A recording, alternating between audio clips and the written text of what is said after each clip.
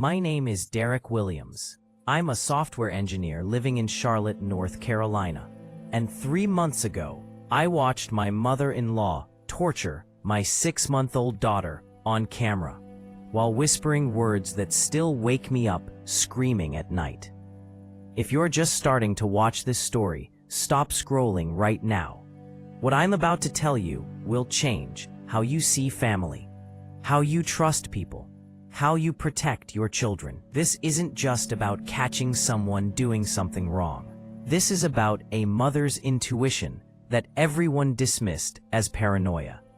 This is about choosing between your wife and your mother. This is about monsters who hide behind grandma's smile and homemade cookies.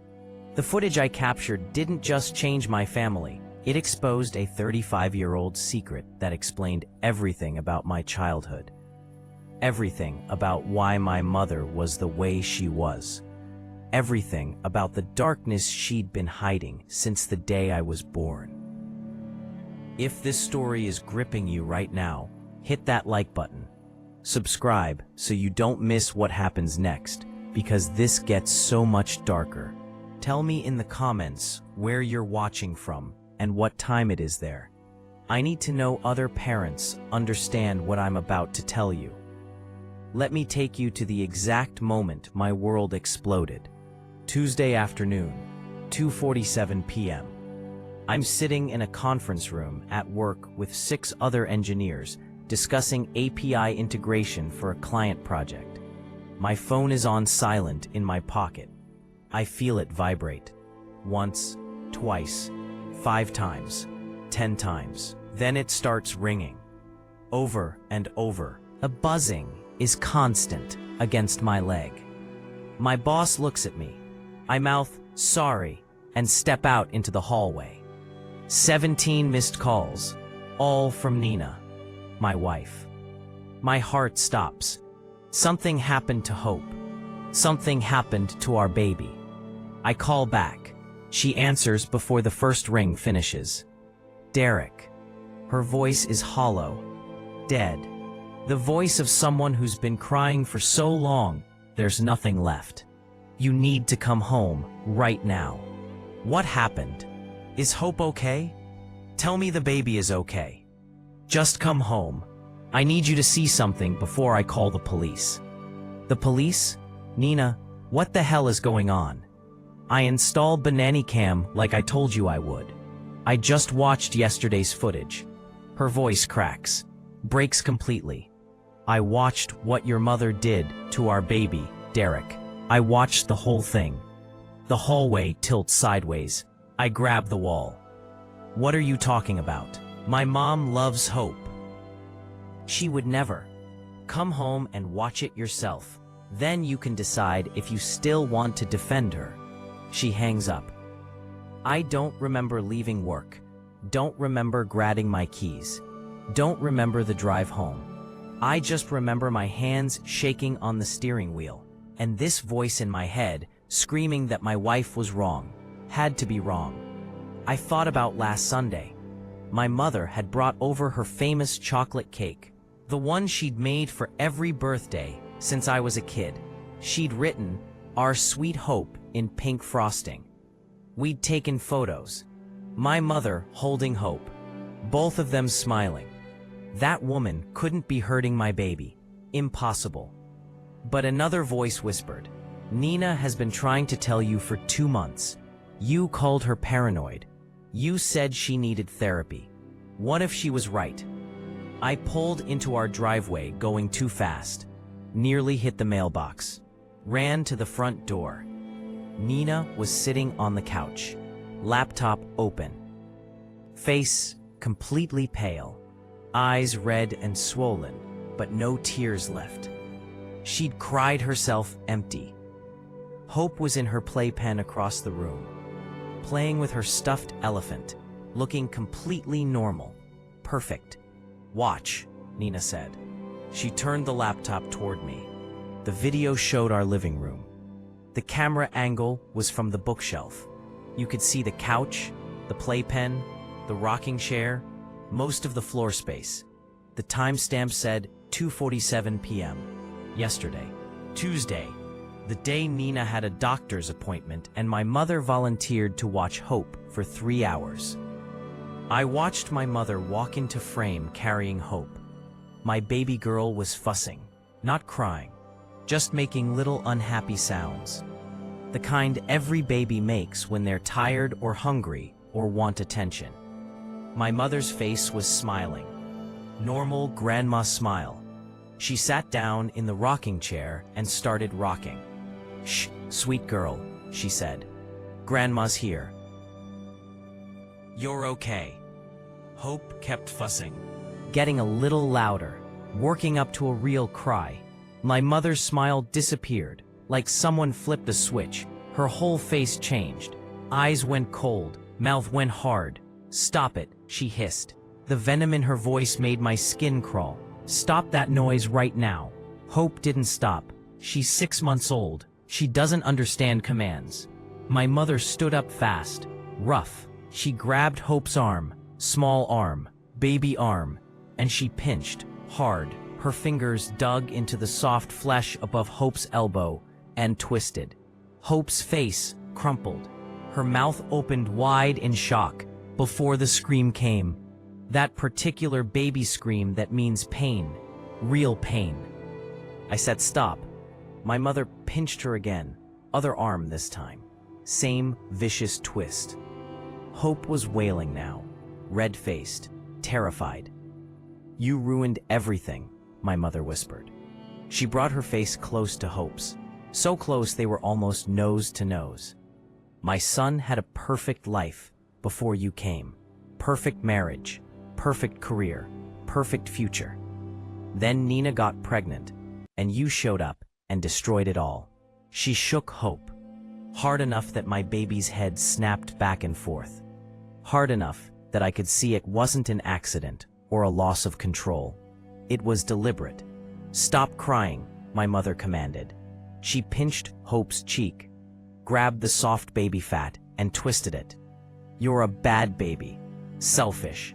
Terrible. You cry and make everyone miserable. Just like he did." "He? Who is he?" My mother carried Hope to the couch, laid her down. Hope was still screaming. My mother grabbed her leg and pinched the thigh, then the other thigh, then both arms again. "Cry quieter," my mother said. "If the neighbors hear, they'll call Nina. If Nina comes home early, she'll know what a bad baby you really are. So cry quieter, or I'll give you something real to cry about." She pinched Hope's ribs, the soft space between the bones. Hope's scream went higher, more desperate. Then my mother did something that made me physically ill. She put her hand over Hope's mouth. Not hard enough to suffocate, but hard enough to muffle the screams. "Quiet," she commanded. Hope's eyes were huge, terrified. She couldn't breathe properly, couldn't scream, could only make these muffled, panicked sounds. My mother held her hand there for 5 seconds, 10, 15. Then she let go. Hope gasped and screamed even louder. "You never learn, do you?" My mother's voice was so cold, so dead. "He never learned either." Cried and cried and cried, no matter what I did. Made me so sick, so tired. Everyone said I was a bad mother because he wouldn't stop crying. They didn't understand. It wasn't me, it was him. He was a bad baby. And you're a bad baby too. She picked up Hope and walked out of frame. The audio continued. I could hear Hope's screams, getting farther away, then quieter, then muffled. The video continued for another 10 minutes. My mother came back into frame without Hope. She sat on the couch and scrolled through her phone like nothing happened. Calm, relaxed. Where was my baby? Nina reached over and fast-forwarded. The timestamp jumped to 3:15 p.m. My mother walked back into frame, carrying Hope. My baby's face was red and swollen from crying. Her little body was limp, exhausted, defeated. My mother put Hope in the playpen, gave her the elephant toy, then sat back down and took a selfie. I watched her type something on her phone. A text, probably. Then she smiled at her screen. 3 minutes later, my mother's phone buzzed. She looked at it and smiled wider. She took another photo. This one of Hope playing quietly in the playpen. Sent it. The video ended. I stared at the black screen. My hands were shaking. My whole body was shaking. "There's more," Nina said quietly. Her voice was completely flat, emotionless, like she'd been hollowed out. "I went through every day she watched Hope. Every single day for the past 6 weeks. It's all the same, Derek. She hurts her. Every time. Sometimes worse than this." "Worse?" My voice came out as a whisper. "How could it be worse?" Nina clicked another video. This one, from 3 weeks ago. I watched my mother pinch Hope's arms and legs for 20 minutes straight. Methodical. Deliberate. Like she was conducting an experiment to see how much pain a baby could take before going silent. Another video from 2 weeks ago. My mother, shaking Hope so hard I could see my baby's brain rattling in her skull.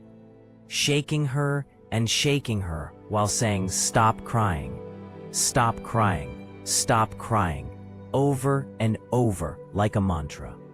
Another video from last week. My mother holding Hope's hands down when she tried to push away, pinning her to the changing table, pinching her stomach, her chest, her neck. "I'm going to be sick," I said. I ran to the bathroom, threw up everything in my stomach. Kept heaving long after there was nothing left. I could hear myself making these horrible sounds, animal sounds. When I came back, Nina was sitting exactly where I'd left her, staring at the laptop. "That's my mother," I said. "That's the woman who raised me, the woman who taught me to ride a bike, who sat through every soccer game, even when it was raining, who cried at my wedding and told me she was proud of the man I'd become." I remembered the summer I was 7, learning to ride without training wheels. How patient she'd been, running beside me, catching me when I fell. How she'd clapped and cheered when I finally got it. "That's my boy," she'd shouted. "I knew you could do it." That woman and the monster on the screen couldn't be the same person. But they were. That's the woman who's been torturing our baby for 6 weeks while we paid her in trust and gratitude, Nina said. The words hit me like a physical blow. "You tried to tell me," I said. "You found bruises. You said something was wrong. I called you paranoid. I said you needed therapy. I told you to trust my mother." "Yes, you did." "Nina, I'm so sorry. I don't want apologies right now." Her voice was steel. "I want you to help me protect our daughter. Can you do that? Or are you going to defend your mother?" "I'm not defending her." "How could I defend this?" "Good. Because we're calling the police right now. And then we're calling a lawyer. And then we're making sure your mother never comes near Hope again." She picked up her phone, dialed 911. "I need to report child abuse," she said. Her voice was calm, too calm. "I have video evidence of my mother-in-law physically abusing my 6-month-old daughter. Multiple instances, over multiple weeks." The operator asked questions. Nina answered, gave our address, said we'd be here waiting. She hung up and looked at me. "The police will be here in 10 minutes. I need you to decide right now, Derek. Are you on my side or your mother's side? Because you can't be on both." "I'm on Hope's side. I'm on your side." "Then call your mother. Tell her we need to talk. Get her to come here. The police want to question her." My hands were shaking as I pulled out my phone. I found my mother's contact, stared at her name. Mom. With a little heart emoji next to it. The contact photo was from Hope's baptism 2 months ago. My mother, holding Hope in her white christening gown, both of them looking at the camera, smiling. I pressed call. It rang 4 times. Then her voicemail. "Hi, you've reached Patricia. Leave me a message and I'll call you back. God bless." I hung up. Tried again. Voicemail, again. She's not answering. Try again. I called 5 more times. Every call went to voicemail. "She knows," Nina said. "She saw the camera. She knows we found out." "How could she see it? It's hidden behind books." "She's not stupid, Derek. She probably looked around, noticed something different. Or maybe she just had a feeling. Either way, she knows." The police arrived. 2 officers. 1 black woman, who looked about 40. 1 white man, who looked younger, maybe 30. The woman introduced herself as Officer Johnson. The man was Officer Martinez. Nina showed them the videos. All of them. They watched in silence. Officer Johnson's jaw got tighter and tighter. Officer Martinez's face went pale. "This is clear evidence of child abuse," Officer Johnson said. "We need to take this laptop as evidence. We also need to take your daughter to the hospital for examination. A doctor needs to document any injuries." "Right now?" I asked. "Right now. We need photographs and medical records before any bruises fade." Nina was already moving, getting Hope's diaper bag, her jacket, her blanket. "We tried calling my mother," I said. "She's not answering." "What's her address?" Officer Martinez pulled out a notepad. I gave it to him. "My childhood home, the house where I grew up, where I learned to ride a bike in the driveway and built a treehouse in the backyard with my dad, where my mother made pancakes every Saturday morning and helped me with homework at the kitchen table. We'll send units to her house. If she's there, we'll bring her in for questioning." The officers left. We loaded Hope into the car seat. She was happy, smiling, playing with her toes. She had no idea her parents' world was ending. We drove to the hospital in silence. Nina stared out the window. I kept looking in the rearview mirror at Hope. How many times had my mother hurt her? How many times had Hope screamed in pain while I was at work, thinking everything was fine? "I had nightmares," Nina said suddenly. Her voice was quiet, distant. For weeks before I installed the camera, I kept dreaming Hope was crying and I couldn't get to her. I'd run and run, but I could never reach her. I thought I was losing my mind. "Nina, every time your mother said I was paranoid, I started believing it. I questioned my own sanity, wondered if I was seeing problems that didn't exist, if I was a bad mother for not trusting my own mother-in-law. Yes, you're not a bad mother. You're the only one who was paying attention. I know that now. But for 2 months, I felt crazy, like I was the problem. At the hospital, we were taken to a private room in the pediatric wing. A doctor came in, young woman, maybe early 30s. She introduced herself as Dr. Patel. "I understand we need to examine your daughter for signs of abuse," she said gently. Nina explained everything, showed her some of the videos on her phone, the ones she'd sent to herself as backup.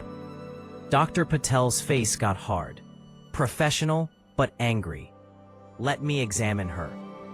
She took Hope and laid her on the exam table, started checking her over, arms first, then legs, then torso, then back.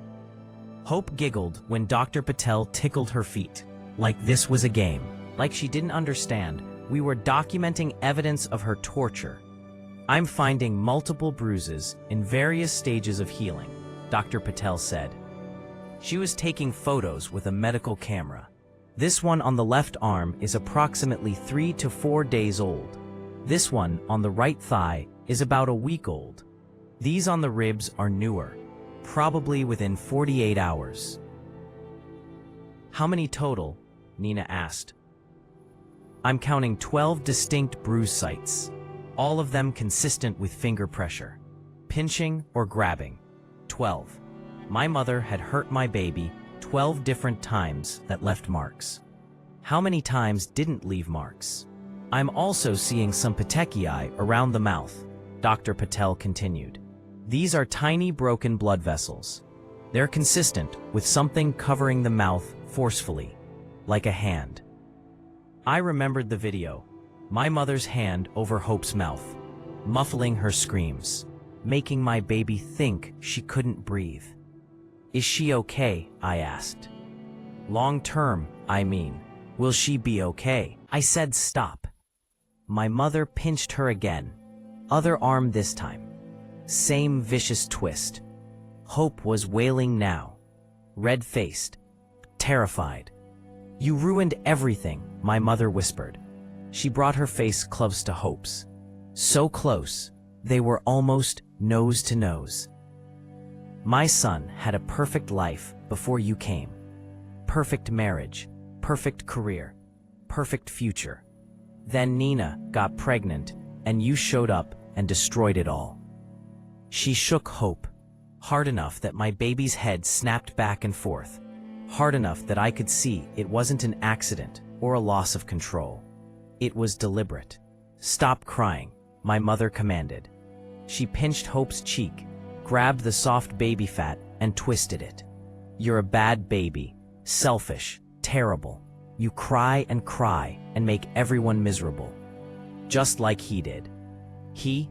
Who was he? My mother carried Hope to the couch, laid her down.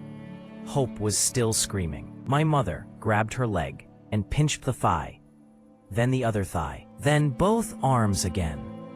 Cry quieter, my mother said. If the neighbors hear, they'll call Nina. If Nina comes home early, she'll know what a bad baby you really are. So cry quieter, or I'll give you something real to cry about. She pinched Hope's ribs, the soft space between the bones. Hope's scream went higher, more desperate. Then my mother did something that made me physically ill. She put her hand over Hope's mouth. Not hard enough to suffocate, but hard enough to muffle the screams. Quiet, she commanded. Hope's eyes were huge, terrified. She couldn't breathe properly, couldn't scream, could only make these muffled, panicked sounds. My mother held her hand there for 5 seconds, 10, 15. Then she let go. Hope gasped and screamed even louder. You never learn, do you? My mother's voice was so cold, so dead. He never learned either. Cried and cried and cried, no matter what I did. Made me so sick, so tired. Everyone said I was a bad mother because he wouldn't stop crying. They didn't understand. It wasn't me. It was him. He was a bad baby. And you're a bad baby too. She picked up Hope and walked out of frame. The audio continued. I could hear Hope's screams, getting farther away, then quieter, then muffled. The video continued for another 10 minutes. My mother came back into frame without Hope. She sat on the couch and scrolled through her phone like nothing happened. Calm, relaxed. Where was my baby? Nina reached over and fast-forwarded. The timestamp jumped to 3:15 p.m. My mother walked back into frame, carrying Hope. My baby's face was red and swollen from crying. Her little body was limp, exhausted, defeated. My mother put Hope in the playpen, gave her the elephant toy, then sat back down and took a selfie. I watched her type something on her phone, a text probably. Then she smiled at her screen. 3 minutes later, my mother's phone buzzed. She looked at it and smiled wider. She took another photo, this one of Hope playing quietly in the playpen. Sent it. The video ended. I stared at the black screen. My hands were shaking. My whole body was shaking. There's more, Nina said quietly. Her voice was completely flat, emotionless, like she'd been hollowed out. I went through every day she watched Hope. Every single day for the past 6 weeks. It's all the same, Derek. She hurts her. Every time. Sometimes worse than this. Worse? My voice came out as a whisper. How could it be worse? Nina clicked another video. This one from 3 weeks ago. I watched my mother pinch Hope's arms and legs for 20 minutes straight. Methodical. Deliberate. Like she was conducting an experiment to see how much pain a baby could take before going silent. Another video from 2 weeks ago. My mother shaking Hope so hard I could see my baby's brain rattling in her skull. Shaking her and shaking her while saying, "Stop crying, stop crying, stop crying," over and over like a mantra. Another video from last week. My mother holding Hope's hands down when she tried to push away, pinning her to the changing table, pinching her stomach, her chest, her neck. "I'm going to be sick," I said. I ran to the bathroom, threw up everything in my stomach, kept heaving long after there was nothing left. I could hear myself making these horrible sounds. Animal sounds. When I came back, Nina was sitting exactly where I'd left her, staring at the laptop. "That's my mother," I said. "That's the woman who raised me. The woman who taught me to ride a bike, who sat through every soccer game, even when it was raining, who cried at my wedding and told me she was proud of the man I'd become." I remembered the summer I was 7. Learning to ride without training wheels. How patient she'd been, running beside me, catching me when I fell. How she'd clapped and cheered when I finally got it. "That's my boy," she'd shouted. "I knew you could do it." That woman and the monster on the screen couldn't be the same person, but they were. That's the woman who's been torturing our baby for 6 weeks, while we paid her in trust and gratitude, Nina said. The words hit me like a physical blow. "You tried to tell me," I said. "You found bruises. You said something was wrong. I called you paranoid. I said you needed therapy. I told you to trust my mother. Yes, you did. Nina, I'm so sorry. I don't want apologies right now." Her voice was steel. "I want you to help me protect our daughter. Can you do that? Or are you going to defend your mother?" "I'm not defending her. How could I defend this?" "Good. Because we're calling the police. Right now. And then we're calling a lawyer. And then we're making sure your mother never comes near Hope again." She picked up her phone, dialed 911. "I need to report child abuse," she said. Her voice was calm, too calm. "I have video evidence of my mother-in-law physically abusing my 6-month-old daughter. Multiple instances over multiple weeks." The operator asked questions. Nina answered, gave our address, said we'd be here waiting. She hung up and looked at me. "The police will be here in 10 minutes. I need you to decide right now, Derek. Are you on my side or your mother's side? Because you can't be on both. I'm on Hope's side. I'm on your side. Then call your mother. Tell her we need to talk. Get her to come here. The police want to question her." My hands were shaking as I pulled out my phone. I found my mother's contact, stared at her name, Mom, with a little heart emoji next to it. The contact photo was from Hope's baptism 2 months ago. My mother holding Hope in her white christening gown. Both of them looking at the camera, smiling. I pressed call. It rang 4 times. Then her voicemail. "Hi, you've reached Patricia. Leave me a message and I'll call you back. God bless." I hung up. Tried again. Voicemail again. She's not answering.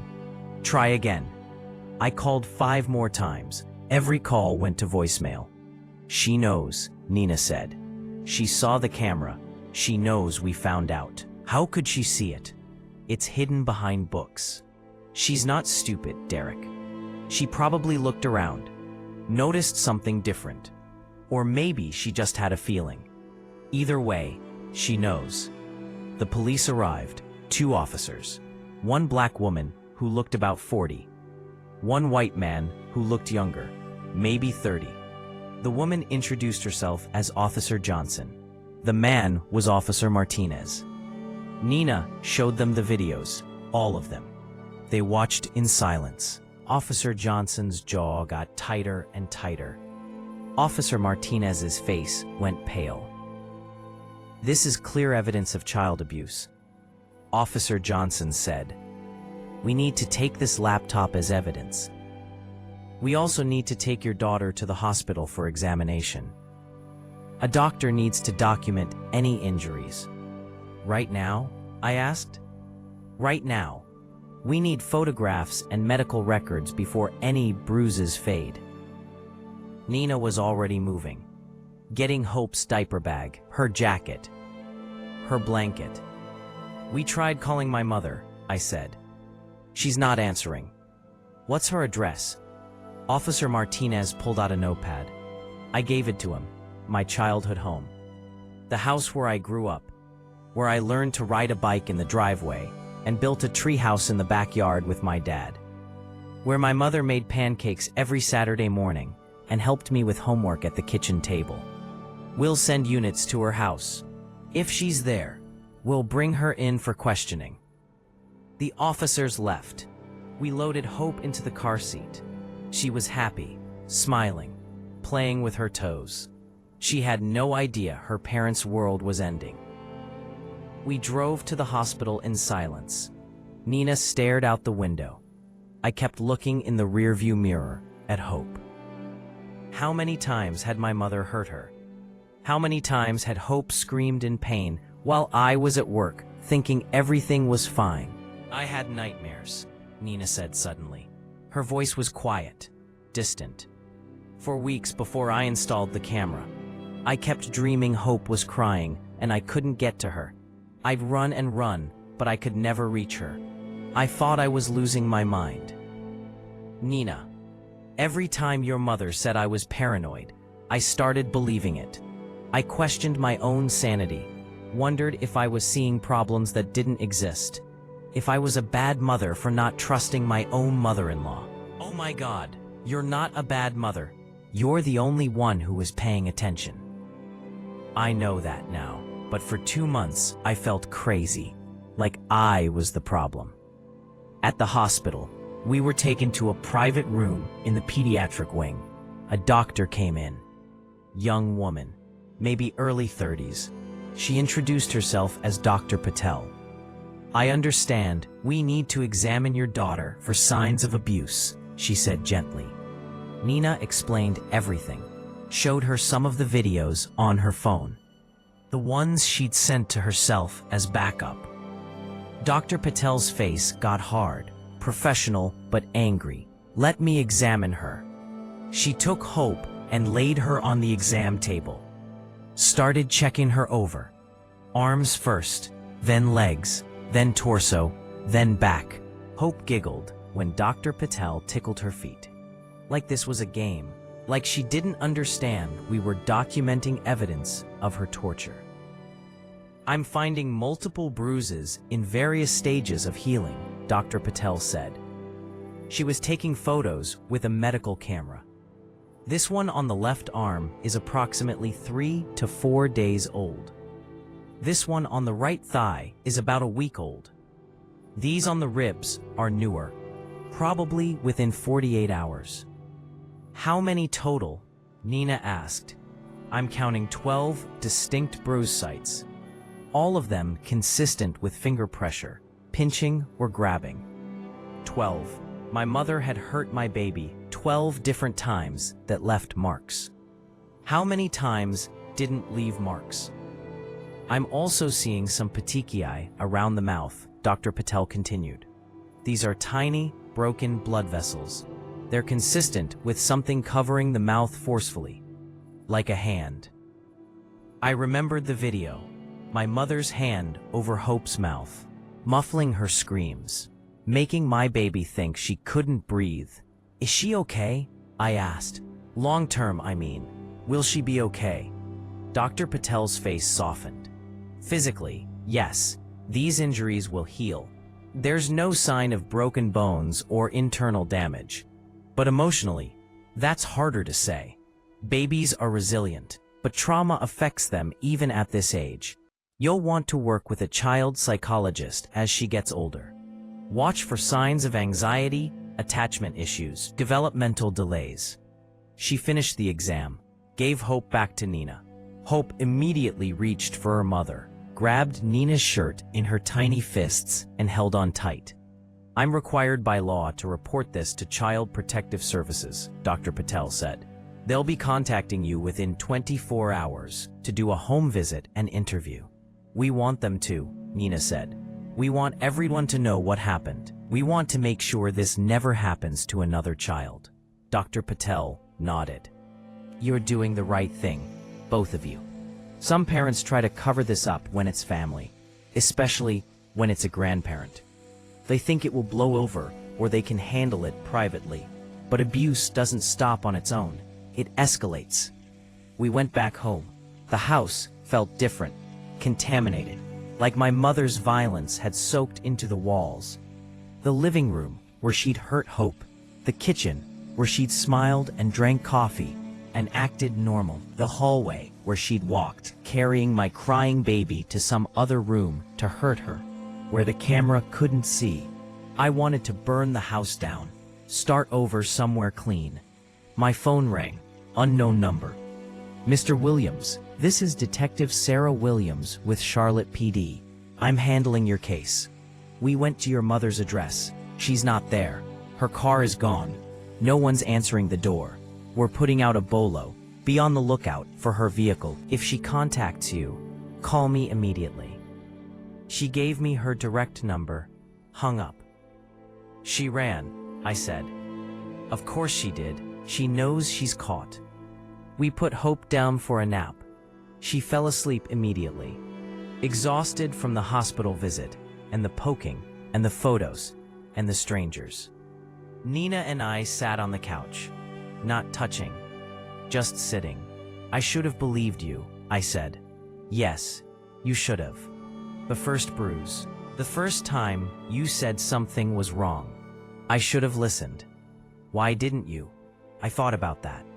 Really thought about it. Because she's my mother. Because every birthday, she made me chocolate cake from scratch and wrote "My special boy" in frosting.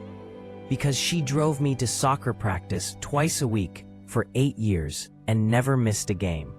Because when I broke my arm in 5th grade, she slept in a chair next to my hospital bed for 2 nights. Because I wanted to believe she was good. Nina's face softened slightly. I know, but Derek, those things don't cancel out what she did to Hope. Good people can do terrible things. That's what makes it so hard. There's more, I said. Admitting she could hurt Hope meant admitting she might have hurt me, and I didn't want to face that. Nina turned to look at me. What? In the video, she said just like he did. She said he never learned either. She was talking about me. I was the baby who cried. I was the one who made her sick. Derek, what if she did the same thing to me when I was a baby?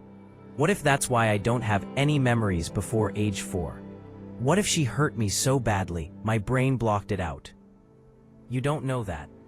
But I might, and I'll never know for sure, because I can't remember, and she'll never tell the truth. We sat there. 2 parents, trying to process the fact that the woman we trusted had been torturing our child. That she probably tortured me too. That her violence spanned generations. My phone buzzed. Text from my dad. I hadn't heard from him in 6 months. He and my mom had divorced when I was 12. He'd remarried and moved to Florida. We weren't close. The text said, "Your mother just called me. Said you and Nina are making false accusations. Said you installed cameras to spy on her. Called her paranoid and controlling. What's going on?"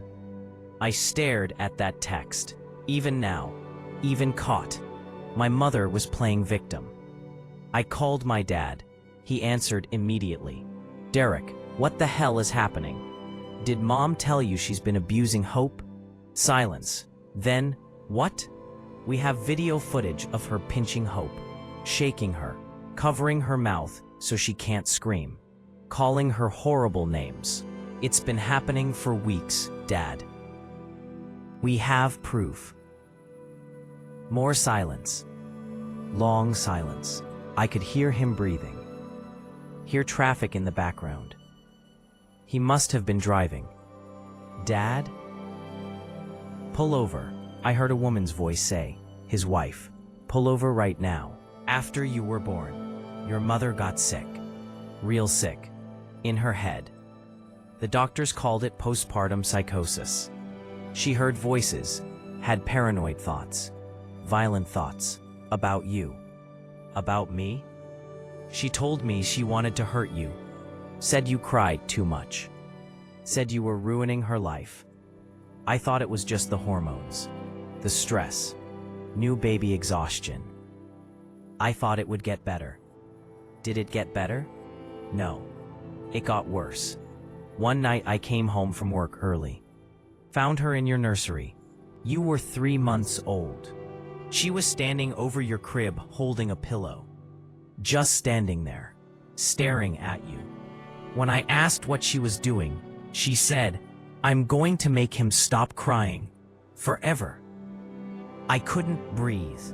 The room was spinning. I grabbed you, just scooped you up, and ran out of that house. Took you to my mother's place. Called the police. Called a lawyer. Filed for emergency custody that night. What happened then? Your mother was admitted to a psychiatric hospital. Spent 3 weeks there. They diagnosed her with severe postpartum psychosis. Put her on antipsychotic medications, antidepressants. Made her do intensive therapy. Eventually she stabilized. Got better. The doctors said she was no longer a danger. So they gave her custody back? Joint custody. But only after months of evaluations. And I never left you alone with her.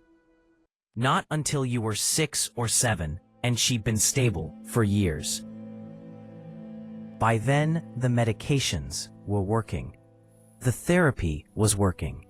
She was the mother I thought she'd always be. Why didn't you tell me this? Because you were too young to remember any of it. And once she got better, really better, I thought there was no point in burdening you with it. I thought we'd put it behind us. I thought she was cured. Mental illness doesn't get cured, Dad. It gets managed. And clearly, she stopped managing it. I know that now. Derek, I'm so sorry. If I had known she was watching Hope, I would have warned you. I would have told you everything, but after the divorce, you and I barely spoke. I figured she was still on her medications, still doing therapy. I never imagined she'd hurt another child. She hurt my baby the same way she wanted to hurt me. My dad made this sound, like a wounded animal, like someone had punched him in the gut. I failed you. I failed Hope. I should have warned you. Should have told you the truth. Yeah, you should have. What can I do? How can I help? Stay in Florida. We'll handle this. Derek, I hung up. Nina was staring at me, her face pale. Your mother tried to kill you, apparently. And your dad knew, and never told you, apparently. Derek, I'm so sorry. I don't even know what to say. There's nothing to say. Just another person who failed me. Another person who chose protecting my mother over protecting a child. That's not fair. Your dad was young, dealing with a mentally ill wife. He probably did the best he could. His best wasn't good enough, just like mine wasn't. Nina moved closer, put her hand on my knee. You didn't know. I didn't even know for sure until I saw the video. Your mother was good at hiding it. But you suspected. You had instincts. I should have listened to you instead of defending her. You're listening now. That's what matters. We sat there, Nina's hand on my knee, both of us staring at nothing. I don't want to talk about it anymore, I said. I want to find my mother and make sure she never touches another child ever again. My phone rang. Detective Williams. Mr. Williams, we found your mother. She's at your house. What? We're home. She's not here. Not your current house. Your childhood home. Your father's old address. The house where you grew up. She's sitting on the front porch. Officers are there now, but she's refusing to talk. She says she'll only speak to you. I looked at Nina. She's at my dad's old house. She wants to talk to me. Don't go. Let the police handle it. I need to hear her say it. I need to know why. Derek, I'm going. You stay here with Hope. Then I'm calling your therapist, and mine. We need support for this. I drove to my childhood home. The house had been sold years ago, after the divorce. Some other family lived there now. The Johnsons. Nice couple with teenage kids. They'd repainted it yellow, changed the landscaping, made it theirs. But my mother was sitting on the front porch like she still owned it. Like she had a right to be there. Like she could go back in time to when she was a young mother with a baby boy and a husband and a future that hadn't been destroyed by mental illness. 2 police cars were in the driveway. 4 officers standing at a distance, giving her space. The porch light was on, even though it was still afternoon. My mother looked small under it. Old. Nothing like the woman I remembered. She was wearing the same purple cardigan from the videos. Her hair was messy, face blotchy from crying, hands shaking in her lap. I parked on the street, walked up the driveway. The concrete had a crack running through it that hadn't been there when I was a kid. Or maybe it had, and I'd never noticed. How many things had I failed to notice? My mother looked up as I approached. Her eyes were red, puffy, like she'd been crying for hours. "Derek," she said, "I knew you'd come. Why are you here?" This is where it started, where I first knew I was sick. Your father found me in your nursery. Did he tell you? Did he finally tell you the truth? He told me. I was going to smother you. I had the pillow in my hands. I was standing over your crib. I was so close, but he stopped me. Thank God he stopped me. She said it like she wanted credit, like I should be grateful she'd been stopped before murdering me. Why? I asked. Why did you want to kill your own baby? Because you wouldn't stop crying. No matter what I did, feed you, change you, hold you, rock you, sing to you. Nothing worked. You just cried and cried and cried. And something in my brain broke. I started hearing this voice telling me the only way to make you stop was to make you gone, to make you dead. You had postpartum psychosis. You needed help. I got help. Medications, therapy, years and years of therapy. I got better, Derek. I really did. I was a good mom to you after that, wasn't I? Tell me I was a good mom. I thought about my childhood. She was a good mom, involved, loving, present. She packed my lunches with little notes. Have a great day, sweetie. She helped me with science projects and read Harry Potter books out loud and took me to the library every week. She taught me to tie my shoes, to tell time on an analog clock, to be kind to people, to say please and thank you and hold the door for others. You were, I admitted, after Dad got you help, after the medications. You were a good mom. Relief washed over her face. So you understand, I got sick, I got better, I was fine for 30 years. A good mother, a good person. Then what happened? Why did you hurt Hope? Her face crumpled.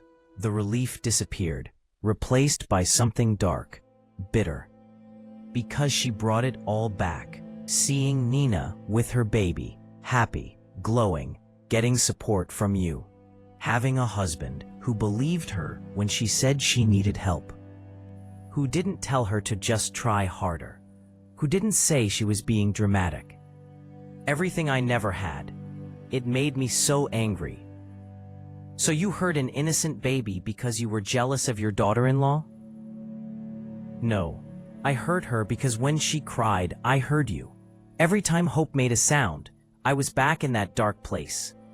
Back in that nursery, with a screaming baby and voices in my head telling me to make it stop. And I couldn't control it. I tried. I really tried. But I couldn't stop myself. Did you try, though? Really try? Did you call your doctor? Tell your therapist? Tell anyone you were having those thoughts again? No. Why not? Because I thought I could control it. I thought if I just made her stop crying, the voices would go away. But they didn't. They got louder. Every time I watched her, they got louder, telling me she was bad, that she ruined your life, that she needed to be punished. So you kept doing it. For 6 weeks, you kept hurting my baby and lying to everyone and making Nina think she was crazy. I know. I'm sick, Derek. I'm so sick. I never stopped being sick. I just got better at hiding it. Sick people get help. You just hurt people. I'm sorry. I'm so sorry. Tell that to Hope. Tell that to the daughter you traumatized because you couldn't be bothered to admit you needed help. I turned to leave. Derek, wait, please. I need you to understand. Previously, I never wanted this. I loved you. I love Hope. You have to believe that. Your father did. He left me when I needed him most. Took you away from me. Made me fight for visitation. Made me prove I wasn't dangerous. He hurt me by leaving. He left because you tried to murder his son. That's not abandonment. That's protection. There's a difference. It felt the same to me. I stared at my mother. This woman I'd known my whole life, who taught me to tie my shoes and ride a bike, who came to every soccer game and school play, who cried at my wedding and told Nina, take care of my boy, who made chocolate cake with my special boy written in frosting every single birthday for 28 years. She was a stranger, a sick, broken stranger who hurt babies. The police are going to arrest you now, I said. They have video evidence, medical evidence, witness statements. You're going to jail. And I'm going to testify against you. I'm going to tell the judge exactly what you did. Show the jury those videos. Make sure you never get near Hope again. Never get near any child again. I know. We're done, you and me. Whatever relationship we had, it's over. For the first time, she looked genuinely afraid. Not of the police, not of jail, of losing me. Pause. Derek, please, don't say that. You're my son, my baby boy. You're all I have. Pause. And Hope is your granddaughter. But that didn't stop you from hurting her. So why should being your son stop me from protecting my family? Pause. Because I'm your mother. I raised you. I loved you. That has to count for something. Pause. It doesn't. Not anymore. I walked away. Heard her start crying behind me. Loud, gasping sobs. The officers moved toward her. Pause. Detective Williams approached me at my car. Pause. We're taking her in now, she said. We have enough evidence for multiple charges. Child abuse. Assault on a minor. Possibly more, depending on what else we uncover. The DA is very interested in this case, good, pause. We'll need you and your wife to come to the station tomorrow morning. Give formal statements. We're building a strong case, but we need your cooperation. Pause. You'll have it. Whatever you need. Pause. Mr. Williams, I need to ask. Did your mother ever hurt you? When you were a child? Yes, when I was a baby. My dad found records, medical reports. She hurt me the same way she hurt Hope. Detective Williams wrote that down. We'll want copies of those records. They establish a pattern. Show this isn't a one-time thing or a recent breakdown. This is who she is. I'll get them to you. I drove home. My hands were steady on the wheel. My mind was clear. For the first time in weeks, I knew exactly what I had to do. Protect my family, tell the truth, let justice happen. When I walked in, Nina was on the floor playing with Hope, building blocks, knocking them down. Hope was giggling, that pure baby giggle that means absolute joy. "How'd it go?" Nina asked. She admitted everything, said she's sick, said she's sorry, but not sorry enough to have gotten help before she hurt our baby. What happens now? She gets arrested. We give statements tomorrow. Then there's a trial, and we make sure she never hurts another child. Nina nodded, picked up Hope, held her close. "I talked to my therapist while you were gone," Nina said. "She wants to see us tomorrow, both of us. She says we need to process this together." "Okay." "And I called my mom. She's coming to stay with us for a few days, help with Hope, while we deal with police and lawyers." "Good. That's good." We put Hope to bed together that night, read her favorite book about the moon, sang her lullabies. She fell asleep holding my finger. After she was down, Nina and I sat on the couch. She leaned against me. I put my arm around her. "I'm sorry," I said, "for not believing you, for making you feel crazy, for choosing my mother over you and Hope. I know. How do I make this right?" "You already are. You're here. You believe me now. You're protecting Hope. That's all I need. I love you. I love you too." We sat there in the quiet, in our living room where my mother had hurt our baby, but also where Hope had taken her first roll over, where she'd smiled her first real smile, where we'd had dance parties and tummy time and read 1,000 books. The bad didn't erase the good. The house was still ours, still safe. My mother's violence was over. We would heal, all of us. Over the next 3 weeks, everything happened fast. My mother was formally charged with 6 counts of child abuse in the first degree and 2 counts of assault on a minor. The DA wanted more charges, but settled on those to avoid a lengthy preliminary hearing. CPS came to our house, interviewed us separately and together, examined Hope, looked through every room, asked about our parenting, our relationship, our support system. The social worker was kind but thorough. She watched Nina change Hope's diaper, watched me give Hope a bottle, asked how we disciplined, how we handled crying, how we managed stress.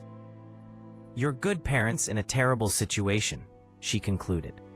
"The abuse occurred when your mother was alone with Hope. There's no indication either of you knew or should have known beyond what you did. Mrs. Williams, you noticed the bruises immediately. You questioned them. You installed cameras. You did everything right." She closed the case, marked it unfounded for us, substantiated for my mother. We hired a lawyer, Rebecca Chen, 40-something family attorney with experience in child abuse cases. She was fierce. "We're filing for a permanent restraining order," Rebecca said at our first meeting. "Your mother will be prohibited from any contact with Hope until she's 18. No calls, no letters, no showing up at your house or Hope's school. Nothing." "What if she tries?" Nina asked. "She goes to jail. Violation of a restraining order is a criminal offense. She'll know that. Most people follow them." "Most? Some don't. That's why you need to be vigilant. Keep your doors locked. Vary your routine. If you see her anywhere near you or Hope, call 911 immediately. We installed a security system. Cameras on every door. Motion sensors. Nina checked the app constantly those first few weeks. My mother's lawyer tried to argue mental illness as a defense. Filed motions saying she wasn't responsible for her actions, that she was having a psychotic episode, that she needed treatment, not punishment. The judge reviewed the evidence, watched the videos, read the psychiatric evaluations. Mental illness may explain the behavior, the judge said, but it doesn't excuse it. The defendant had the capacity to understand right from wrong. She checked that no one was watching before hurting the child. She threatened the child to maintain secrecy. She lied to cover her tracks. These are not the actions of someone in a psychotic state. These are the actions of someone who knows what they're doing is wrong and does it anyway. The judge denied the motion.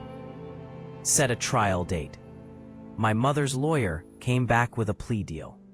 She'd plead guilty to reduced charges in exchange for probation and mandatory psychiatric treatment. Rebecca advised us to reject it. She hurt your daughter for 6 weeks. She's hurt other children. She tried to kill you when you were a baby. She doesn't deserve probation. She deserves prison. We rejected the deal. The weeks before trial were hard.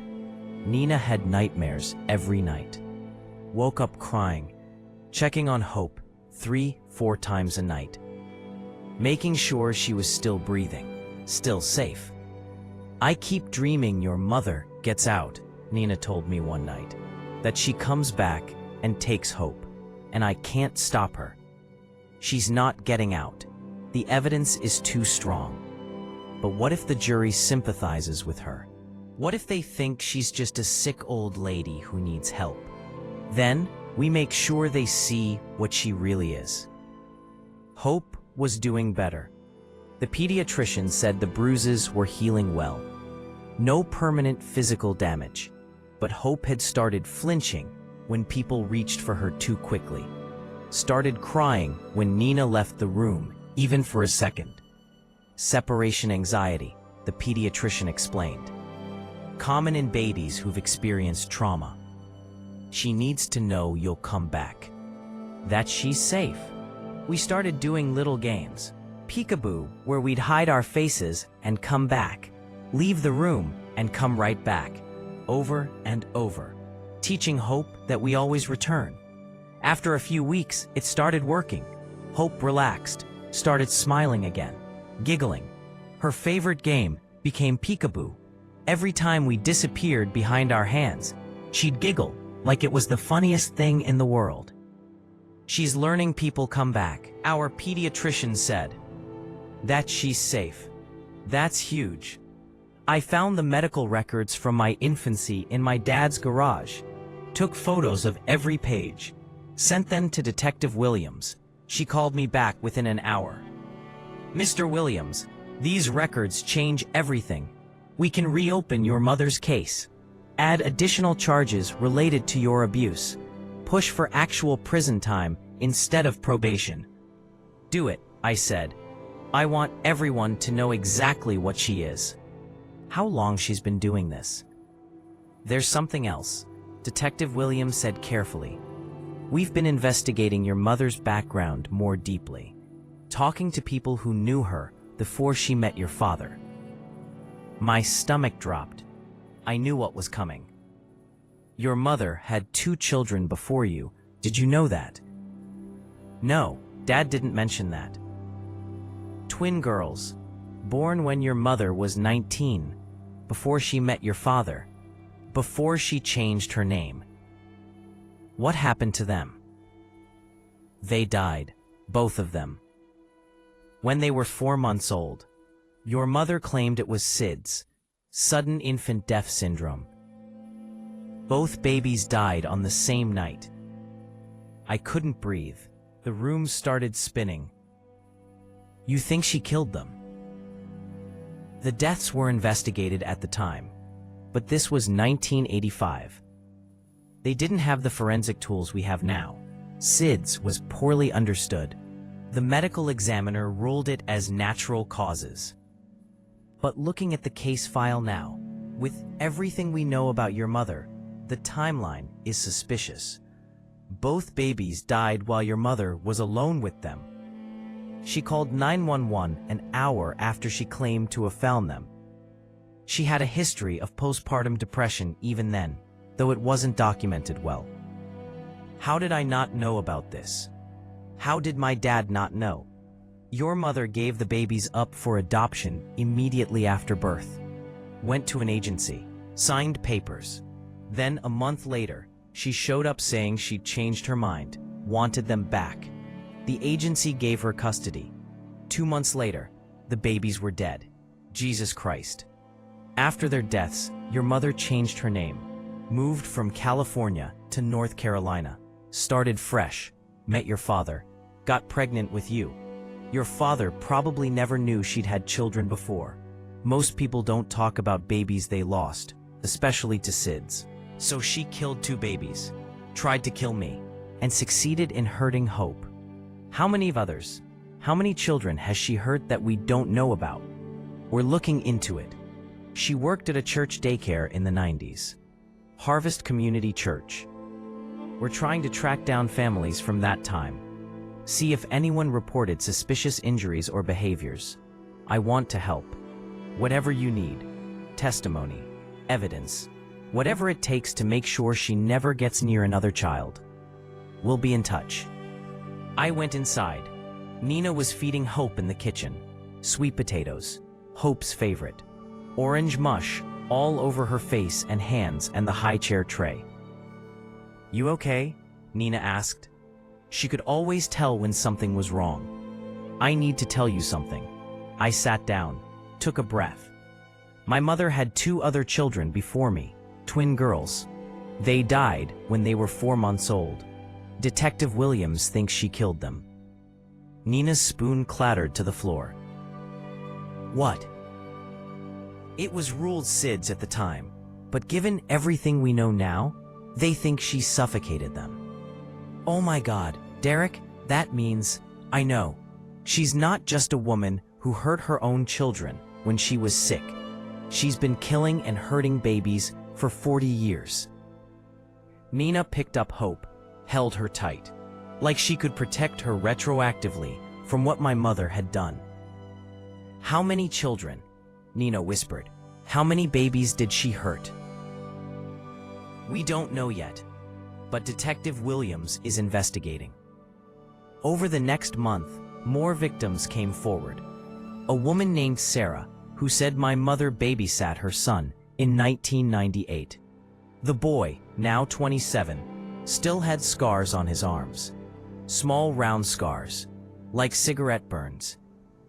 But my mom didn't smoke, Sarah told police. I never understood where those scars came from. Miss Patricia said maybe he burned himself on the stove. But he was 3. He couldn't reach the stove. Detective Williams had the scars examined. They were consistent with cigarette burns, deliberate, patterned. My mother had burned a 3-year-old child. Another woman named Jennifer came forward. My mother had watched her daughter at the church daycare in 2003. The girl was 5 then, 27 now. Jennifer's daughter, Melissa, agreed to give a statement. She was shaking the whole time. Miss Patricia was nice when other adults were around, Melissa said. But when it was just us kids, she was mean. Really mean. She had this bathroom in the basement. She called it the quiet room. If you cried or talked too much, or didn't do what she said, she put you in there. Locked the door. Turned off the light. Sometimes for hours. Did you tell your mom? Detective Williams asked. I tried, but Mom asked Miss Patricia about it, and Miss Patricia said I was making things up. That I had an active imagination. That I liked attention. So, Mom stopped believing me. Jennifer was crying. I'm so sorry, baby. I'm so sorry I didn't believe you. 4 more families came forward. Similar stories. Bruises, burns, psychological torture. Children locked in dark rooms. Pinched until they bled. Shaken until they vomited. And every time a parent questioned my mother, she had the same response. The child was lying. The parent was paranoid. She would never hurt a child. She loved children. That's why she worked with them. The church where she'd worked did an internal investigation Back in 2003, interviewed kids, interviewed parents, found nothing. They believed my mother. Fired the parents who complained for being disruptive. Your mother is a master manipulator, Detective Williams told me. She knows exactly what to say, how to play the victim, how to make other people doubt themselves. That's what makes her so dangerous. The DA reopened the case. Added 8 new charges based on the new victims. Historical child abuse charges. Some were beyond the statute of limitations, but enough were recent enough to prosecute. This time there would be no plea deal. My mother was going to trial for everything. Nina and I were subpoenaed to testify. So were the other families. So were the doctors who had treated me as a baby. So was my dad. The trial was set for 6 months away, November 15th. We prepared, watched the videos over and over until I could recite what my mother said word for word, practiced answering questions, learned how to stay calm on the witness stand. Our therapist helped. This is going to be traumatic, she warned. Facing your mother in court, reliving what happened, but it's also necessary for hope, for yourselves, for all the other children. 2 months before the trial, something happened. My mother attempted suicide. She was found in her apartment by her court-appointed therapist who'd come for a weekly visit. Pills and alcohol, a lot of both. She'd left a note on the kitchen table. The note said, "I'm sorry. I'm sick. I've always been sick. I hurt people and I can't stop. Derek is right. I'm a monster. Hope deserves better. All the children deserved better. I can't live with what I've done. Please forgive me. I know God won't." She survived. Barely. The therapist had found her within an hour of her taking the pills. Called 911. Paramedics pumped her stomach. She spent a week in intensive care, then was transferred to a psychiatric facility for evaluation. Her lawyer tried to use the suicide attempt to get the charges reduced or dismissed. Filed a motion saying the suicide attempt proved she was mentally ill, not criminally responsible for her actions, that she needed treatment in a hospital, not punishment in a prison. The judge reviewed the psychiatric evaluation. A panel of 3 doctors had examined my mother. 2 said she had major depressive disorder and PTSD from her own childhood trauma. 1 said she had antisocial personality disorder and was faking symptoms. The judge made his ruling.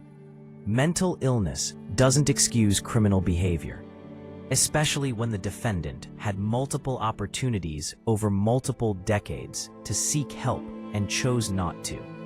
The suicide attempt, while tragic, appears to be motivated by a desire to avoid consequences rather than genuine remorse.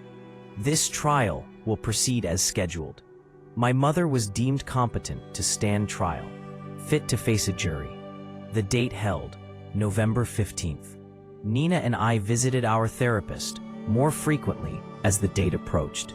Twice a week, sometimes 3 times. "How do you feel about testifying?" our therapist asked. Terrified, Nina admitted. "What if I mess up? What if I say the wrong thing and she goes free?" "You won't mess up. You're telling the truth. Just answer the questions honestly." "What if the defense attorney makes me look bad, makes it seem like I'm a paranoid mother who installed cameras to spy on my mother-in-law?" "Then the prosecution will show the videos. The evidence speaks for itself." I had my own fears. What if I see her and I can't do it? What if I look at my mother and I remember her reading me bedtime stories and I lose my nerve? Then, you look at hope. You remember why you're doing this. The night before the trial, I couldn't sleep. I kept thinking about everything. My mother's face when she hurt Hope, the medical records from my infancy, the twin girls who died before I was born, Sarah's son with cigarette burn scars, Melissa locked in a dark bathroom for hours, all the children my mother had hurt, all the families she'd destroyed. At 3 a.m., I got out of bed, went to Hope's nursery, She was sleeping peacefully, 10 months old now, getting so big, starting to pull herself up on furniture, saying mama and dada, and no, she'd never remember what my mother did to her. The pediatrician and child psychologist both said babies this young don't form lasting conscious memories of trauma. The abuse might affect her in subtle ways, attachment issues, anxiety, but she wouldn't remember the actual offense. I was grateful for that, and heartbroken, because it meant my mother's cruelty would fade from Hope's mind, but not from mine, never from mine. I made a promise to Hope that night, whispered it while she slept. The same promise I'd made before, but deeper now, more certain. I will never let anyone hurt you again.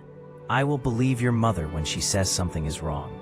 I will protect you even when it's hard, even when it means destroying my own family, even when it means sending my own mother to prison. You are the most important thing in the world. And I will never forget that again. Never. Hope stirred in her sleep, made a little sound, smiled, like she understood. The trial lasted 3 weeks. The prosecution called their first witness, Nina. I watched my wife walk to the witness stand. She looked small up there, young, scared, but determined. The prosecutor was gentle with her, asked about the bruises, about her concerns, about my mother's responses, about the decision to install the camera. Mrs. Williams, why did you install a nanny cam? Because no one believed me, not the pediatrician, not Derek, not my own mother. Everyone said I was seeing problems that didn't exist, that I was paranoid because of postpartum hormones. But I knew something was wrong. A mother knows. What did you find on the camera? Nina's voice broke. I found proof I wasn't crazy. Proof my baby was being tortured. The defense attorney was less gentle. Older man. Gray hair. Expensive suit. He tried to make Nina look like an overprotective, paranoid mother who violated her mother-in-law's privacy. Mrs. Williams, isn't it true that you and the defendant had a contentious relationship? No. She never criticized your parenting. No more than any mother-in-law. So she did criticize you. She gave advice sometimes, like grandmothers do. Unwanted advice? Sometimes. And you resented that. No, I appreciated her help. Yet you installed a hidden camera to spy on her. I installed a camera to protect my daughter. Without telling the defendant, without her knowledge or consent. I didn't need her consent to protect my own child in my own home. The defense attorney changed tactics. Mrs. Williams, isn't it possible you misinterpreted what you saw in the video? That what looked like abuse was actually just firm discipline? Nina's face went hard. I know the difference between discipline and torture. What your client did to my daughter was not discipline. It was abuse. It was cruelty. It was evil. Objection, the defense attorney said. Inflammatory. Sustained, the judge said. Mrs. Williams, please stick to facts. Those are facts, Nina said. The prosecutor played the videos. All of them. Every angle. Every instance of abuse over 6 weeks. The jury watched my mother pinch my daughter, shake her, cover her mouth, call her horrible names. Some of the jurors cried. One older woman kept shaking her head. A younger man had to look away. One juror, a middle-aged father, stared at my mother with pure hatred on his face. I recognized that look. I'd seen it in my own mirror. The other families testified. Sarah, Jennifer, 4 others. They told their stories, showed photos of injuries, of scars that had lasted decades, of children who were still traumatized as adults. Melissa, now 27, broke down on the stand. I'm a mother myself now. I have a 2-year-old daughter. And every time I drop her off at daycare, I panic. I check the cameras constantly. I call multiple times. My husband says I'm overprotective, but he doesn't understand. He doesn't know what it's like to be hurt by someone who's supposed to love you, someone everyone else trusts. The defense attorney tried to discredit her. Miss Rodriguez, these alleged incidents happened 22 years ago. How can you be certain of your memories? Because you don't forget being locked in a dark room for hours. You don't forget crying until you threw up and Miss Patricia just leaving you there.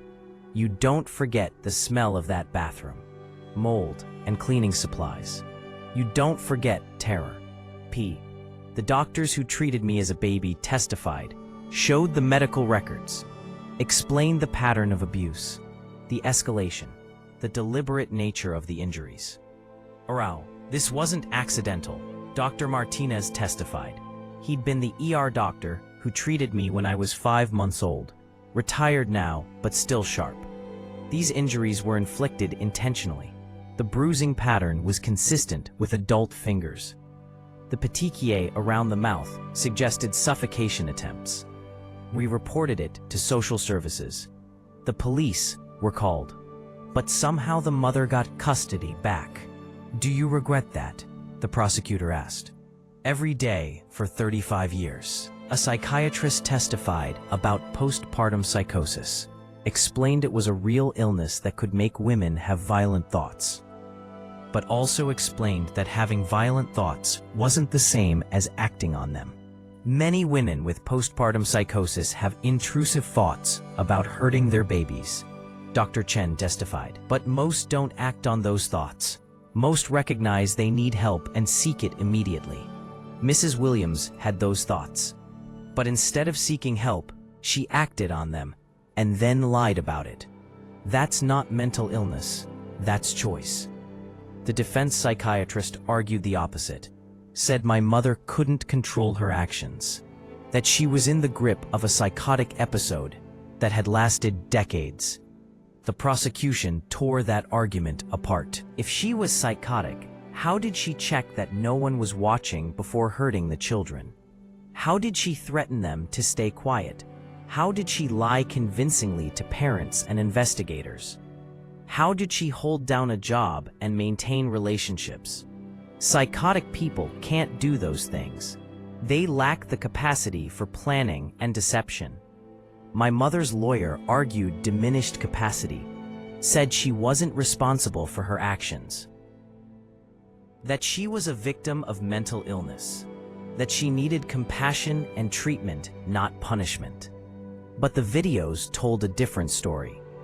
They showed someone who was deliberate, calculated, who checked to make sure no one was watching before she hurt Hope, who threatened Hope to stay quiet, who lied consistently to cover her tracks. That's not someone who can't control themselves. That's someone who knows exactly what they're doing and chooses to do it anyway. When it was my turn to testify, I walked to the witness stand. My mother was sitting at the defense table. She looked small, frail, nothing like the woman in the videos. She was wearing a conservative dress, minimal makeup, hair pulled back, looking like someone's nice grandmother. But I knew better now. Monsters don't look like monsters. The prosecutor asked me questions. I answered clearly, calmly, described finding the bruises, Nina's concerns, my denial, the camera, the footage, the moment I finally believed. Mr. Williams, why didn't you believe your wife initially? Because I didn't want to. My mother raised me. I had good memories of her. I wanted those memories to be true. So I dismissed Nina's concerns. I called her paranoid. I chose my mother's feelings over my daughter's safety. That's the biggest mistake of my life. Did your mother ever apologize to you? She said she was sorry she got caught, not sorry she did it. And how has this affected your family? I looked at Nina sitting in the gallery. My wife tried to protect our daughter. I didn't believe her. I gaslit her, made her question her own sanity. That almost destroyed our marriage. But we're healing. Together. And we're making sure Hope grows up safe and loved. That she never experiences what I experienced. What the other children experienced. My mother's lawyer stood up for cross-examination.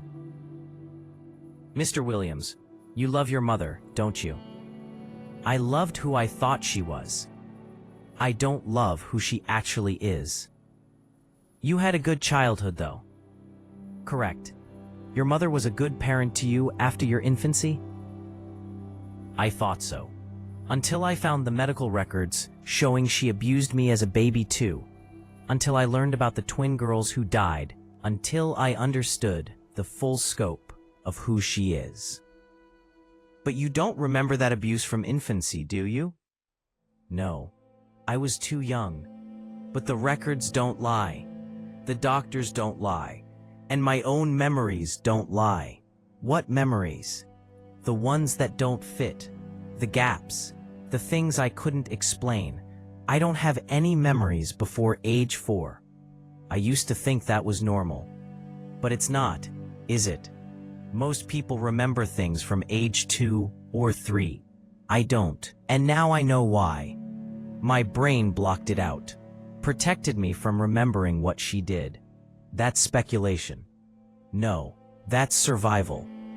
Mr. Williams, isn't it possible your mother made mistakes, but wasn't malicious? That she was struggling with mental illness and deserves compassion rather than condemnation? I looked directly at my mother. She was crying, but I felt nothing. My mother had 40 years to get help. She chose not to. She hurt me. She killed 2 babies before I was born. She hurt children at a daycare. She hurt my daughter.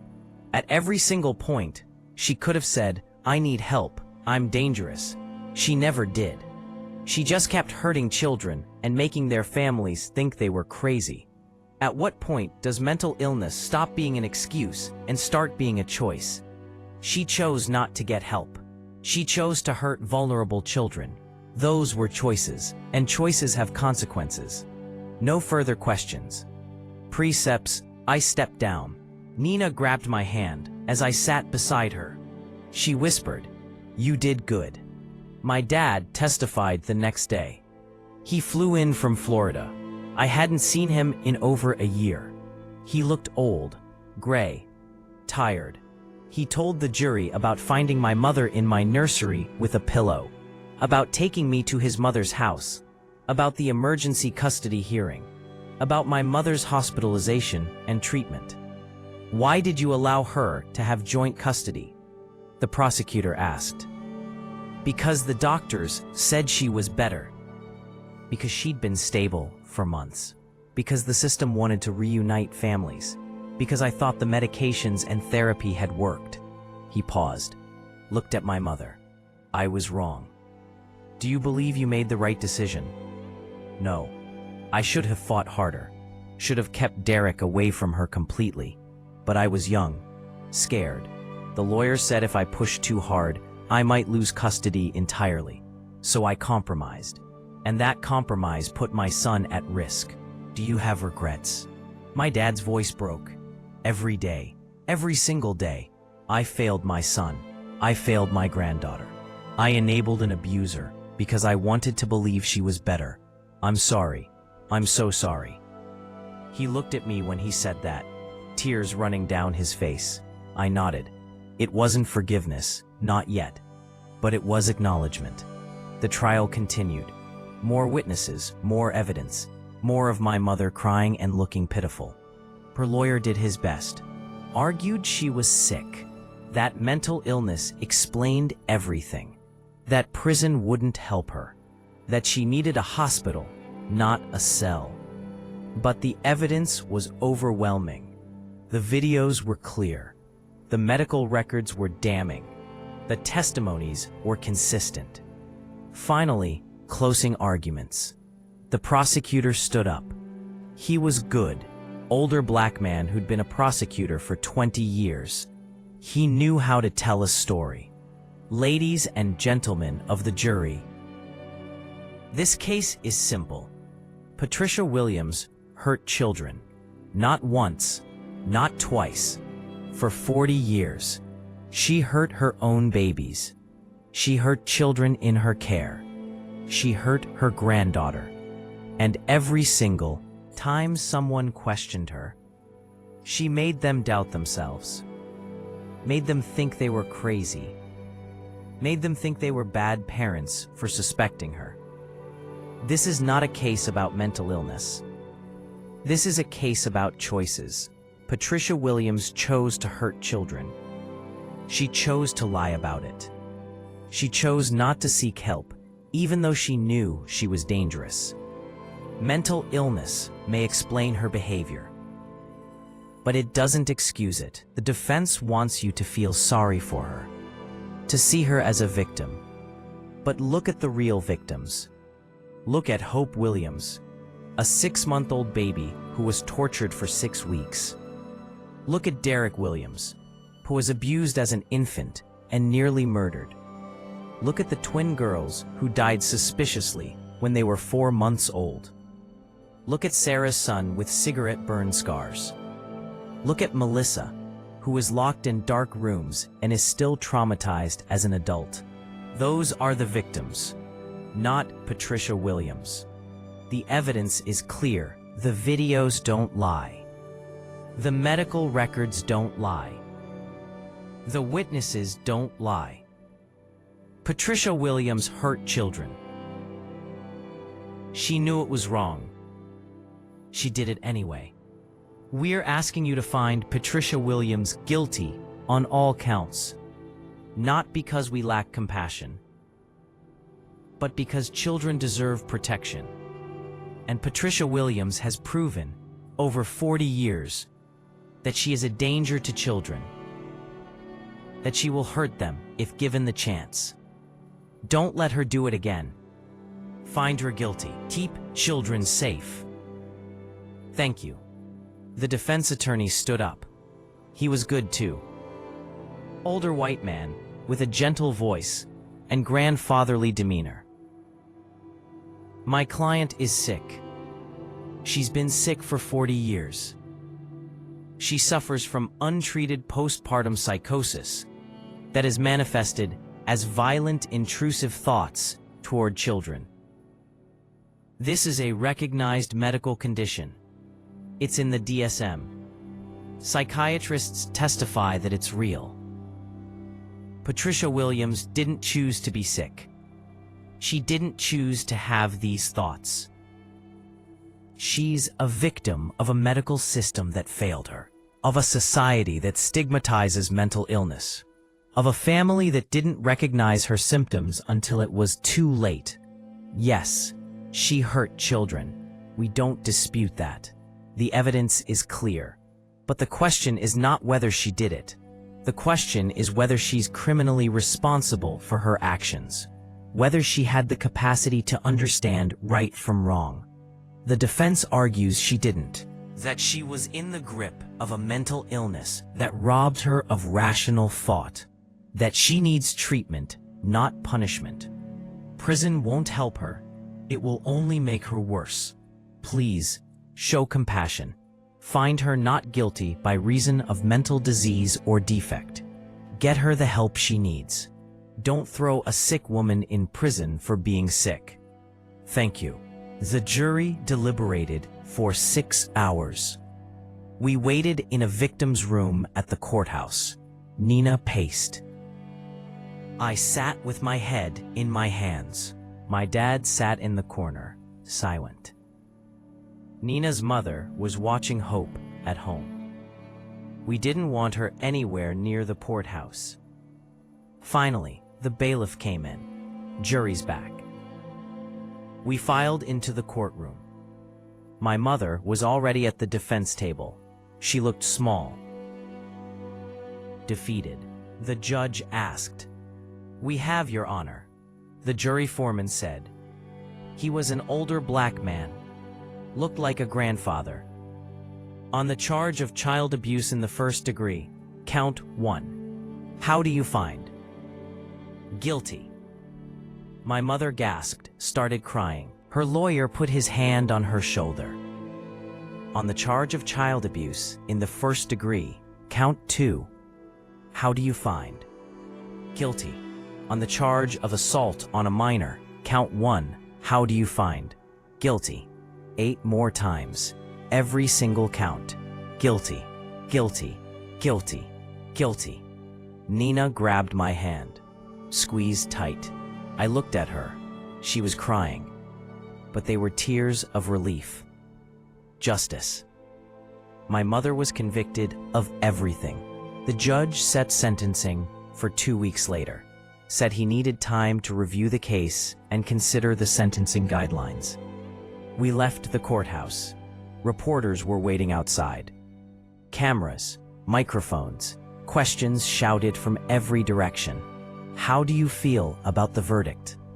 Are you satisfied with the outcome? What would you say to your mother right now? Rebecca had prepared us for this. We'd written a statement together. I unfolded the paper and read. Justice was served today. Patricia Williams was found guilty on all counts of abusing multiple children over multiple decades. Our daughter is safe now. The other children are safe now. We hope this case sends a message. If you suspect child abuse, report it immediately. If a parent tells you something is wrong with their child, believe them. Don't wait for proof. Don't dismiss concerns as paranoia. Act. We waited too long. Other families waited too long, and children suffered because of it. Never again. Trust your instincts. Protect your children. Install cameras if you need to. Do whatever it takes. Thank you. We got in the car and drove away. Away from the reporters, away from the courthouse, away from my mother. Home to Hope. When we walked in, Hope was in her high chair. Nina's mother was feeding her dinner. Mashed sweet potatoes, Hope's favorite. Hope saw us and lit up. Mama! She reached her arms out. We both went to her, hugged her, kissed her. She giggled and smeared sweet potato on my face. It's done, Nina said to her mother. She was found guilty on everything. Nina's mother started crying. Thank God, thank God. That night we put Hope to bed together, read her favorite book about the very hungry caterpillar, sang her lullabies. She fell asleep holding my finger and Nina's hand. She's safe, Nina whispered. Yeah, she is. We sat on the couch after, not watching TV, not on our phones, just sitting together. Thank you, I said. For what? For not giving up, for protecting Hope even when I didn't believe you, for being strong when I was weak, for giving me another chance even though I didn't deserve it. You're my husband, father of my child. I wasn't going to give up on you just because you made a mistake. It was a huge mistake. Yeah, it was. But you fixed it. You chose us when it mattered. That counts for something. I pulled her close. I love you. I'm going to spend the rest of my life making this up to you. I know, I love you too. 2 weeks later, we returned to the courthouse for sentencing. The judge had reviewed everything. The case files, the victim impact statements, the psychiatric evaluations, the criminal history reports. He looked at my mother. Mrs. Williams, you hurt children. Your own children. Other people's children. You did it repeatedly, deliberately. Over the course of 40 years, you had countless opportunities to seek help, to admit you were dangerous, to stop. You chose not to. Mental illness may explain your behavior, but it doesn't excuse it. You knew what you were doing. You checked that no one was watching. You threatened children to maintain secrecy. You lied to investigators. These are not the actions of someone who can't control themselves. These are the actions of someone who knows what they're doing is wrong and does it anyway. I've read the victim impact statements. Derek Williams writes that he'll never trust family the same way, that he questions every memory of his childhood. Nina Williams writes that she still has nightmares about the videos, that she checks on Hope multiple times every night, that she's terrified to leave her daughter with anyone. Hope Williams is too young to write a statement, but her parents describe a baby who flinches when people reach for her quickly, who has separation anxiety, who's learning to trust again slowly. The other victims describe lasting trauma, scars that won't fade, trust that won't rebuild, lives affected for decades. This is the damage you caused. This is your legacy.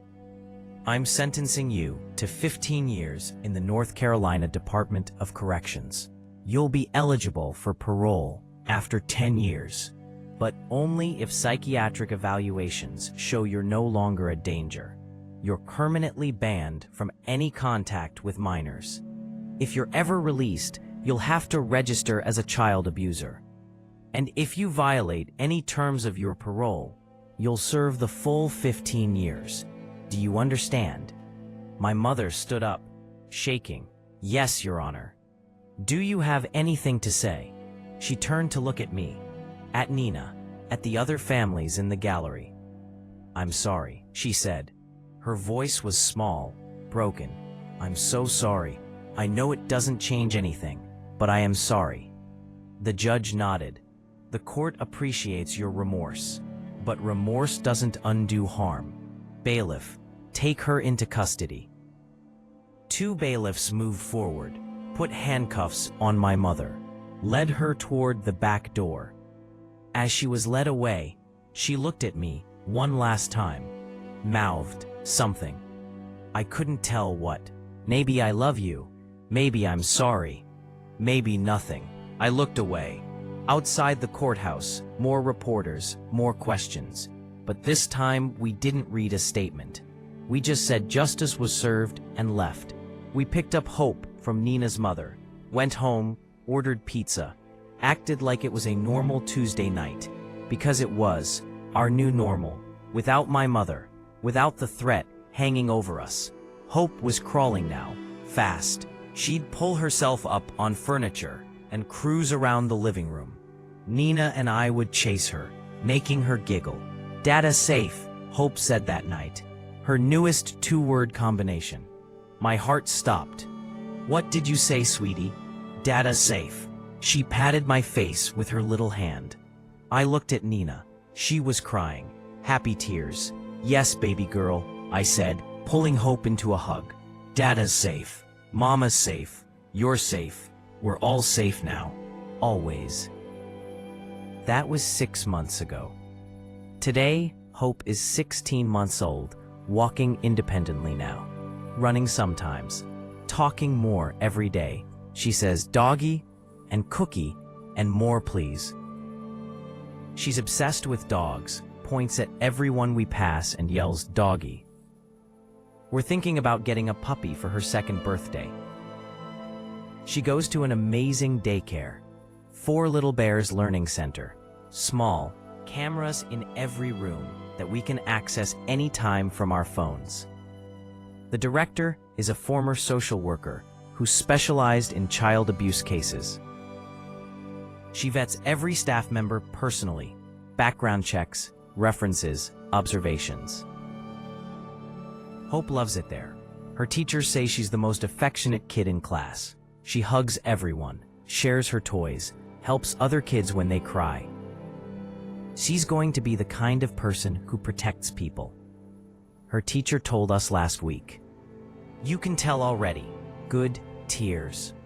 Nina and I are still in therapy, individual and couples. We go once a week now, instead of 3 times. We're healing, slowly, together. We still have bad days. Days when Nina checks the security cameras obsessively. Days when I wake up from nightmares about the videos. Days when Hope cries and we both panic before remembering she's just a normal toddler having a tantrum. But we also have good days. Most days are good days now. We had our first real fight last month about something stupid. Whose turn it was to take out the trash. We argued, got annoyed, then looked at each other and started laughing.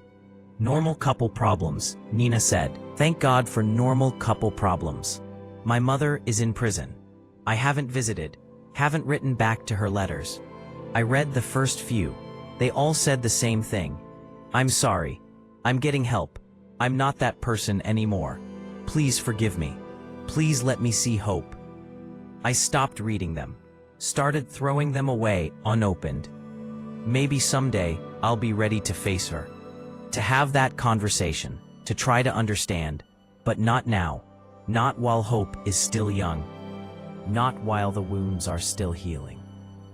My dad and I talk every week now. He came to visit last month. Met Hope properly for the first time. He held her and cried. I'm so sorry, he kept saying. I failed you. I'm so sorry. I know, Dad, but you're here now.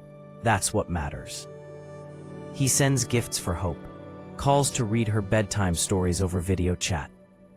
He's trying. It's hard. We're both carrying guilt, but we're working through it. Your dad sent this, Nina said yesterday, holding up a package. Inside was a teddy bear with a note.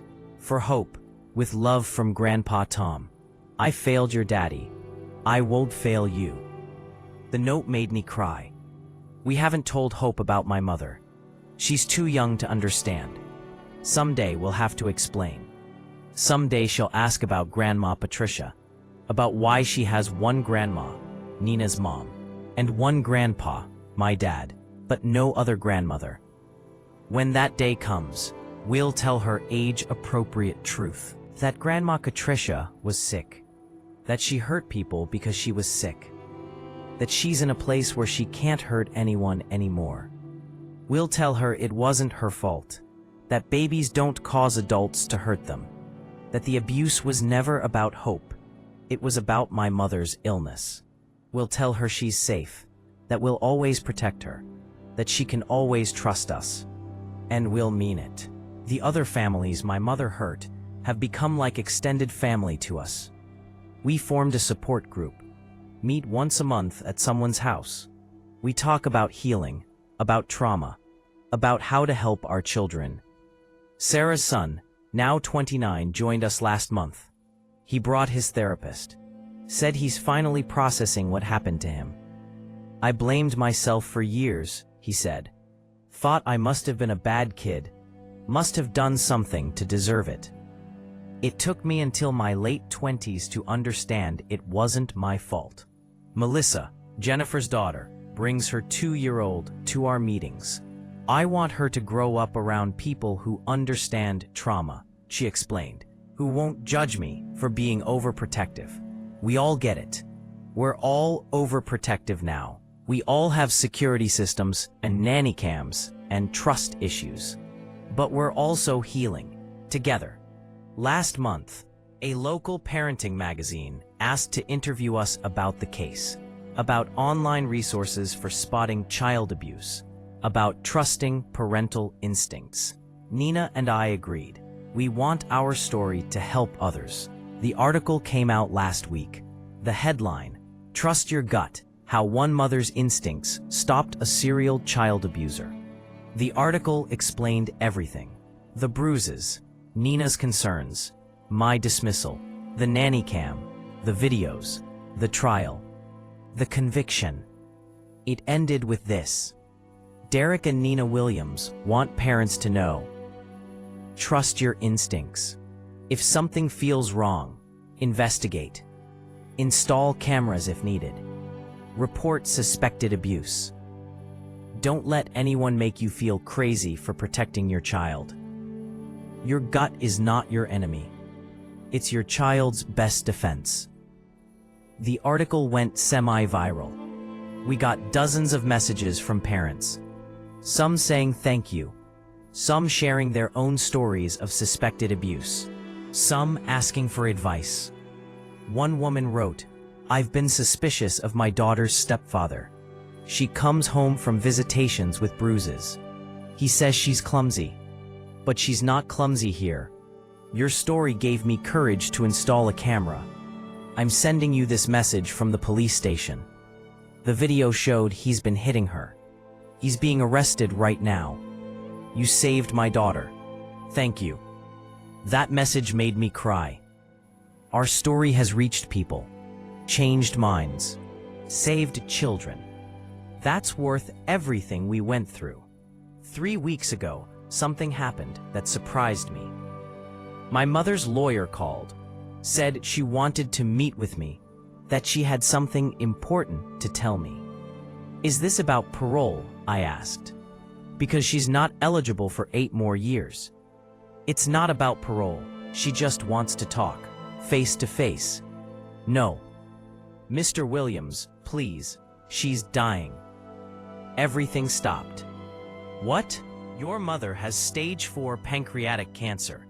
The prison doctors say she has maybe 6 months, maybe less. She wants to see you one time before she dies. I told him I'd think about it. Hung up. Sat there in shock. My mother was dying. I told Nina. She said it was up to me, that she'd support whatever I decided. I called my therapist. She said prison visits can be therapeutic for some people. Closure. But they can also be re-traumatizing. Only you know if you're ready. I thought about it for 2 weeks. Finally, I decided to go. Not for her, for me.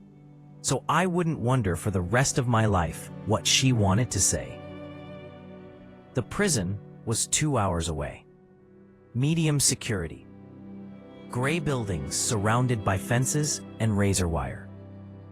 I went through security, metal detectors, pat down. They took my phone, my keys, my belt. Then, they led me to a visiting room. Small, painted, pale yellow. Plastic tables and chairs, windows with bars. My mother was already there, sitting at a table. She'd aged a decade in 6 months. Her hair was completely gray now. She'd lost weight, looked frail, small. She stood up when she saw me. Derek, you came. I'm here. What do you want? To apologize, properly, to explain. I don't need an explanation. I know what you did. Please, just listen. Then you can leave and never see me again. I sat down, kept the table between us. She sat too, folded her hands in her lap like she was at church. I've been going to therapy here, she started. Real therapy. With a psychiatrist who specializes in postpartum psychosis and child abuse. We've been working through everything, my entire life. My childhood, the twins, you, Hope, all of it. Good for you. Derek, I want you to understand something. What I did was unforgivable. I know that. But it wasn't about you or Hope. It was about me, my illness, my trauma. That doesn't make it okay. I know. I'm not trying to excuse it. I'm trying to explain it. She took a breath. When I was 7, my father used to lock me in a closet. For hours, sometimes overnight. If I cried, he'd leave me in there longer. He said he was teaching me discipline, teaching me to be strong, to not be weak like my mother. When I had the twins at 19, I didn't know what I was doing. I was alone, scared. They cried constantly, and I heard my father's voice in my head. Make them stop, make them strong. I put pillows over their faces. I told myself I was helping them, teaching them. I didn't mean to kill them, but I did. With you it was different. I was older. I'd met your father. I thought I could be different, better. But then you were born and you cried, and I heard that voice again. And something in my brain broke. I wanted to kill you like I killed them, but your father stopped me. The hospital helped. The medications helped. I was better for years, really better. I thought I was cured. I got to be your mother, the mother I always wanted to be, and it was beautiful. Those years with you were the best of my life. Then Hope was born. and I saw Nina being the mother I never got to be. Getting support, getting belief, getting help. And I was so jealous, so angry. All those old feelings came back. That voice came back. And I hurt hope because I couldn't hurt Nina, because I couldn't go back in time and hurt my father for hurting me. I know it doesn't make sense. I know it's twisted, but that's what happened. I'm sick, Derek. I've always been sick. And I hurt people I love because I'm too broken to do anything else. She started crying. I'm so sorry. For everything. For hurting you. For killing the twins. For hurting Hope. For destroying our family. I'm sorry. I sat there, watching my mother cry, hearing her confession. Part of me wanted to comfort her.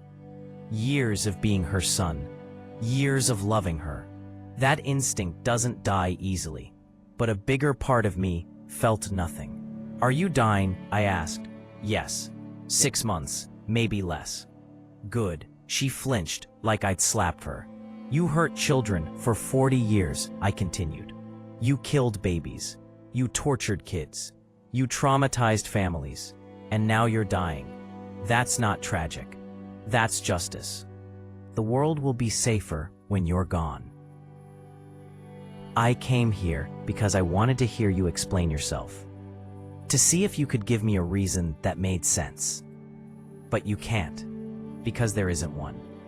You're just a broken person who broke other people, and I'm glad you'll be gone soon. I stood up. Wait, she said, can I ask you one thing? What? Is Hope okay? Really okay? I thought about lying. Thought about telling her Hope was traumatized forever.